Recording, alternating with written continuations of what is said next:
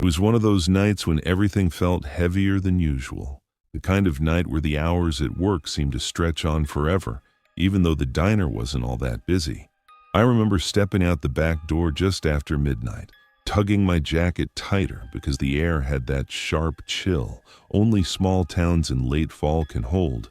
The streets were quiet, the sky empty, and the neon sign buzzing above the diner felt like the last bit of life still awake in town.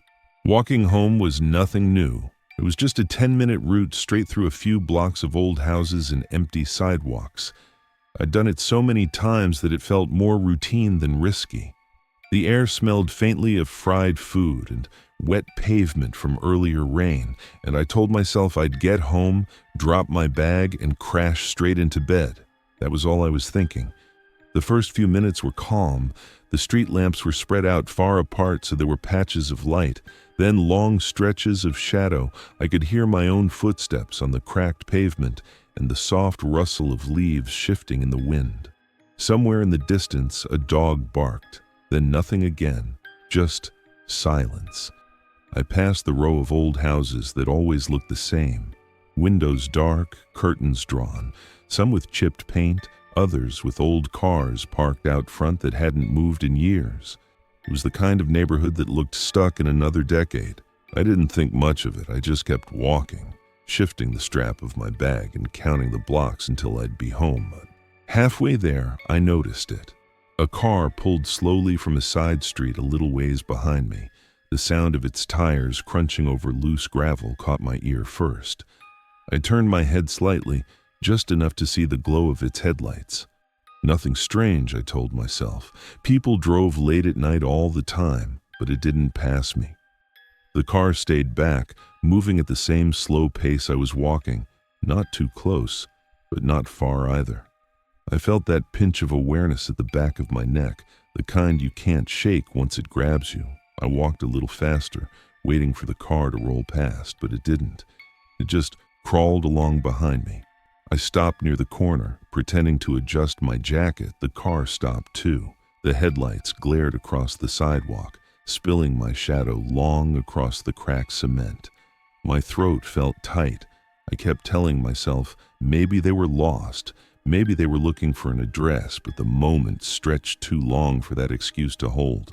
I turned onto the next street, hoping to shake it off, hoping the car would just keep going. It didn't. The tires rolled softly, following me. My pulse quickened.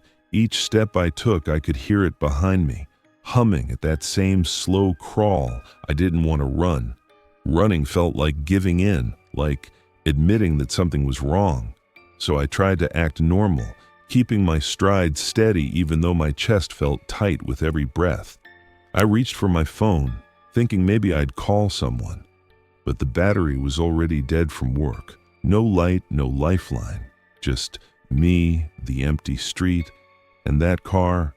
At the next intersection, I veered into a narrow alley between two old houses, the kind of alley most people wouldn't notice unless they lived nearby.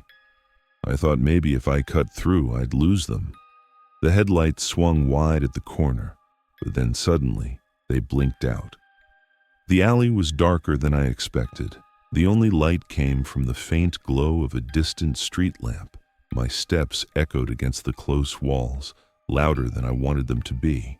I kept looking over my shoulder, expecting to see those headlights creeping back on. But there was nothing, just pitch dark and the sound of my own footsteps. I almost convinced myself it was over. Maybe the driver really had just gone another way. Maybe I was being paranoid. I slowed my pace, trying to steady my breathing. That's when I heard it. Footsteps, not mine. They were faint at first, a soft scrape of shoes on pavement. They matched my rhythm for a few steps, then stopped when I stopped. My skin went cold. I tried to tell myself it was just an echo, but the sound had weight. It wasn't bouncing off walls, it was following. I picked up my pace, my shoes tapping faster against the ground. The footsteps followed, quicker now, matching me beat for beat. I could hear them closing the distance, my heart hammered in my chest, and all at once, the calm walk home was gone. Panic clawed up my throat, but I didn't dare look back. The alley opened into another street, but this one was even darker, lined with trees that swayed against the dim light of the moon. I darted across, hoping to find some corner to disappear around, some house with a light on, but every window was dark, every porch empty. The whole neighborhood felt deserted. The footsteps grew louder. I could hear the scuff of soles, uneven and heavy, like whoever it was didn't care if I heard them now. I cut down another narrow path, my breath ragged, chest burning, my bag bounced against my side, every sound too sharp, too loud in the empty night. I risked a glance over my shoulder. For a moment, I thought I saw movement in the dark, a shadow shifting where no shadow should be. But the second I focused, it was gone. Swallowed by the night, I reached another street, brighter this time with one flickering street lamp buzzing overhead. I stopped under it, thinking maybe the light would make me feel safer, but the air was too still, too thick. And then out of the silence, I heard it again, a low crunch of footsteps on gravel. Right behind me, I spun, but the street was empty. No car, no person, just rows of silent houses staring back with hollow windows. The sound stopped the second I turned, as if whoever or whatever it was wanted me to know it was there. I stood frozen, pulse pounding in my ears, every instinct screaming to run, so I did. I ran harder than I thought I could, my legs carrying me down block after block, past yards and broken fences, past houses that all blurred together. I didn't care if anyone saw me, I just needed to make it home. Somewhere behind me, I swear I could hear the faint rhythm of steps again, keeping pace in the distance, not chasing, not sprinting, just following. When I finally stumbled up the steps to my place, I fumbled with the key, hands shaking so badly I almost dropped it. The second the door shut behind me, I locked it, double-checked it, pressed my back against it like that thin piece of wood could keep out whatever was in the street. The silence inside was crushing. I stood there for minutes, ears straining, waiting for some sound, some proof that I wasn't imagining it. But there was nothing, just the hum of the refrigerator in the kitchen and the faint tick of the clock on the wall. Eventually, I moved to the window, pulling the curtain back just an inch. The street outside was empty. No headlights, no footsteps, just darkness stretching in every direction. I barely slept that night. Every creak of the house made me sit up. Every gust of wind against the window sounded like someone outside. Morning finally came, pale light spilling across the room, and with it a strange calm, like nothing had happened. But I can't forget that feeling. The way the car crept behind me, the way the footsteps echoed when the headlights vanished. And sometimes walking home even now, I catch myself glancing over my shoulder at the empty street. Because once you've been followed, you never really walk alone again.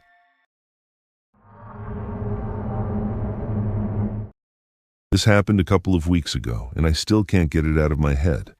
I was walking home late at night. Nothing unusual. Just the kind of night where everything feels quiet and familiar. I live in a small suburb in Ohio, and the streets here usually look the same at that hour. Empty driveways, a couple of porch lights still on, maybe the sound of a TV through someone's window. Nothing that ever made me feel uneasy. That night I had stayed out a little later than I planned. My friends and I had been hanging out in someone's basement, just wasting time. And when I checked my phone, it was past midnight. I didn't think much of it. I'd walked home late before. It's only about a 15-minute walk, and most of it is just straight down one long street before I turn into my neighborhood. The thing about that street is that most of the streetlights don't work anymore. They've been out for months, maybe longer, and nobody seems in a hurry to fix them. So at night, the only real light comes from one single lamp at the far end of the block, right near the intersection where I usually turn. I've walked past it 100 times, and it never stood out to me before. That night, though, it was impossible to ignore. I was halfway down the street when I noticed him. A man, tall, maybe 6 feet or more, standing directly under the glow of that one working light. He wasn't moving, not even shifting his weight like most people would. He just stood there, perfectly still, facing forward, like a statue someone had left behind. At first, I didn't really process it. I figured maybe he was a neighbor waiting for a ride or smoking a cigarette, though I didn't see anything in his hands. But the longer I looked, the stranger it seemed. He wasn't doing anything, not checking his phone, not looking around, just standing under the light like he had been placed there on purpose. I kept walking, but I slowed down a little. Something about the way he didn't move made me want to keep my distance. By the time I was about a block away, I realized he wasn't looking straight ahead like I first thought. He was looking at me, not in a casual passing way, but locked in, like his eyes were fixed only on me. I crossed the street to give myself some space, telling myself it was nothing, just some guy standing around. But when I moved, his head tilted ever so slightly, following me. He didn't step forward, didn't turn his body, just tilted his head in that same slow, unnatural way, keeping me in his line of sight. I felt my stomach drop. It wasn't just that he was looking, it was how deliberate it felt, like he wanted me to know that he saw me, that he wasn't going to look anywhere else. I tried to act normal, like it didn't bother me, but my pace picked up without me realizing it. Every few steps I glanced over, and every single time his head was tilted in my direction, the rest of his body stiff and frozen in place. By the time I reached the corner, I didn't even want to pass him. He hadn't moved a muscle, but it felt like walking too close to him would be a mistake. Instead, I turned down a side street earlier than usual, taking the long way just to avoid getting near that light. Even then, I couldn't shake the feeling. I kept looking over my shoulder, half expecting to see him following, but when I glanced back, he was still there under the light, just watching. I didn't run, though I wanted to. I just forced myself to walk fast until I got home. When I finally shut the door behind me, I tried to laugh it off. I told myself it was just some random person being weird, maybe drunk or waiting for someone, and that I was overthinking it. I even considered that maybe he wasn't looking at me at all, that it only felt that way in the dark. I wanted to believe that. The next day, though, everything changed. I left for school in the morning, and when I walked past the same street, the whole corner was blocked off with yellow tape. 2 police cars were parked nearby, and a couple of officers were standing in the middle of the intersection, talking quietly. At first, I thought maybe it was a car accident, but as I got closer, I noticed something that made my stomach twist. The exact spot where that man had been standing was marked off with cones, and an officer was laying down evidence markers right under the glow of the streetlight. Later that day, word spread fast. Someone had been found dead on that corner early in the morning, not long after I walked past. They didn't release much at first, just that it was a violent crime and they were investigating. No suspects, no arrests. That's when it hit me. I might have seen the person responsible, standing there hours before it happened. Or worse, maybe I had seen the victim. I replayed the image of that man in my head, how tall he was, how still he stood, the way his head tilted when I moved. No matter how hard I tried, I couldn't make sense of it. I didn't go to the police right away. I kept telling myself, maybe it wasn't connected. Maybe whoever I saw had nothing to do with what happened.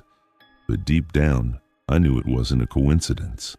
Out of all the nights I've walked that street, the one night someone ends up dead is the same night I see a man standing motionless under the only light on the block. The part that eats at me is how deliberate it felt, the way he tracked me with his head. It wasn't random. He wanted me to notice.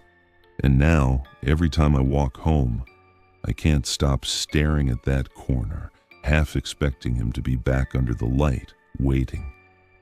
I don't think I'll ever forget how it felt to be watched like that, completely exposed under the dark sky, knowing there was something wrong but not being able to explain it. And the worst part is, I still don't know who he was.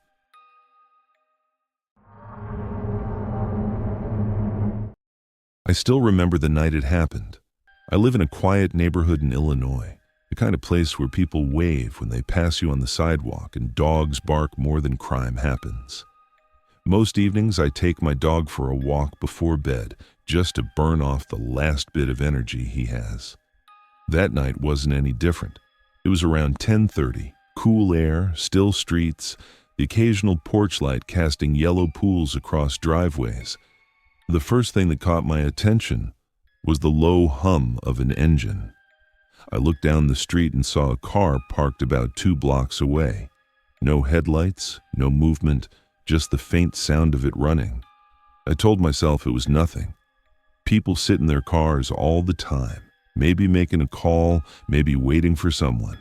Still, it stuck in my head as we started our loop around the neighborhood. My dog tugged me toward the corner, eager to sniff every patch of grass like usual. I kept glancing back at the parked car. From that distance, I couldn't see the driver, just the outline of the vehicle in the dark. When we turned, it slipped out of sight, and I tried to put it out of my mind. Half an hour later, we came back around, and the car wasn't in the same place. This time it was about a block closer, parked on the opposite side of the street, angled toward the curb like someone had pulled in quick. The engine was still running, soft but steady. My dog didn't notice, but I did. I slowed down without meaning to. A part of me wanted to stop and stare, to see if I could make out the person inside, but I kept walking. If they wanted to sit in their car, it wasn't my business. That's what I told myself anyway. We made another loop. My neighborhood's not big. 3 turns and you're basically back where you started. The houses are spaced out with wide lawns, most people keeping their blinds shut after dark. The kind of place that feels safe because it's familiar. But when we came back toward my street, the car had moved again. It was now only a few houses down from mine. The way it was parked made me uneasy. It wasn't pulled tight against the curb. It was angled slightly outward, like whoever was inside wanted a clear view of the road. Still no headlights, just the steady hum. I tightened my grip on the leash and crossed to the other side of the street. My dog trotted along, oblivious. I kept my eyes forward, but felt the weight of that car behind me as we passed. I could make out the faint shape of someone in the driver's seat, but the interior was too dark to see details. I thought about pulling out my phone, but what was I supposed to say? There's a car parked on my street. It wasn't against the law. By the time we reached my driveway, I was convincing myself to let it go. I unhooked the leash and guided my dog inside, shutting the door a little harder than I meant to. From the front window, I peeked through the blinds. The car was still there, sitting in the dark. I turned off the living room light so I could see better without being seen.